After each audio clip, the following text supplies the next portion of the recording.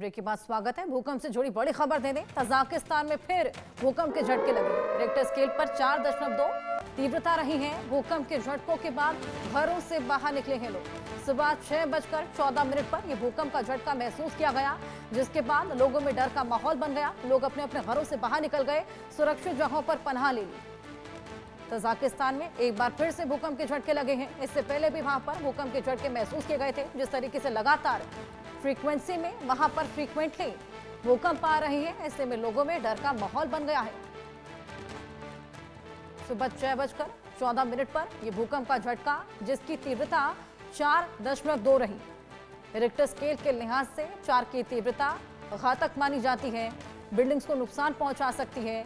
और जिस तरीके से लगातार म्यांमार में और तमाम जगहों पे लगातार भूकंप के झटके महसूस किए जा रहे हैं, ऐसे में लोग पहले से ही खौफजदा, और अब उसी कड़ी में जब लगातार भूकंप आ रहे हैं तो लोग यहां पर डर गए हैं। और जैसे ही भूकंप का झटका महसूस किया जाता है, अपने अपने घरों से बाहर निकल जाते हैं। तजाकिस्तान का ये मामला 4.2 का ये भूकंप का झटका जो कि वहां पर महसूस किया गया है, जिसके बाद लोगों में डर का माहौल। सीस्मोलॉजिस्ट के लिए भी ये एक बेहद बड़ा चैलेंज बन गया है। जिस तरीके से इस साल की शुरुआत से ही लगातार भूकंप के झटके महसूस किए जा रहे हैं और भूकंप के झटकों से जो मंजर म्यांमार में बना, उसके बाद लोगों में और भी ज्यादा डर है। और ये पता कर पाना कि आखिर इतने भूकंप के झटके इस साल की शुरुआत से ही क्यों देखे गए, ये एक बड़ा चैलेंज सीस्मोलॉजिस्ट के लिए बन गया है। सीस्मिक जोन के हिसाब से बात करें तो तजाकिस्तान सेंसिटिव एरियाज में आता है, जहां पर झटके घातक भी साबित हो सकते हैं। ऐसे में जब भूकंप के झटके वहां पर महसूस किए गए तो लोग अपने अपने घरों से बाहर निकल गए। घर का सारा सामान हिलने लगा। हालांकि रिक्टर स्केल के लिहाज से 4 की तीव्रता का भूकंप कम माना जाता है, लेकिन अपने साथ तबाही लेकर आ सकता है। 4.2 की तीव्रता का यह भूकंप, एपिसेंटर पता लगाने की अभी कोशिशें जारी हैं। हालांकि इस जोरदार भूकंप की वजह से आसपास भी धरती की कंपन महसूस की गई है। एक बार फिर भूकंप के झटके तजाकिस्तान में महसूस किए गए। 4.2 की तीव्रता रही और जिस तरीके से धरती वहां पर हिली, उसके बाद से लोगों में डर का माहौल भी बन गया है। जो हालात म्यांमार में बने, सभी उससे डरे हुए हैं। 7.7 की तीव्रता का जो भूकंप म्यांमार में आया था, उसके बाद से लोगों में खौफ का मंजर है।